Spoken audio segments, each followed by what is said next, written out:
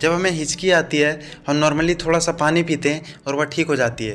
लेकिन अगर मैं कहूँ गाइस कि 5 लीटर 10 लीटर नहीं पूरे 15 लीटर पानी पीने के बाद भी अगर किसी की हिचकी ठीक ना हो।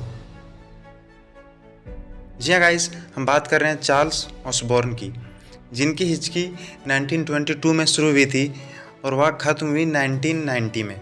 जी हाँ गाइस, पूरे 68 साल से हिचकी आती रही और वह हिचकी कभी ख़त्म नहीं हुई। जी हाँ गाइस, उनके डेथ होने पर भी वह हिचकी ख़त्म हुई। तो साला ये दुख का खत्म नहीं होता बे। क्या आप सबको ये फैक्ट पहले से पता था? अपनी अपनी राय कमेंट में ज़रूर दें और इस व्यक्ति के बारे में आप सबकी क्या राय है कमेंट में ज़रूर लिखें। थैंक्स फॉर वॉचिंग, मिलते हैं अगली वीडियो में।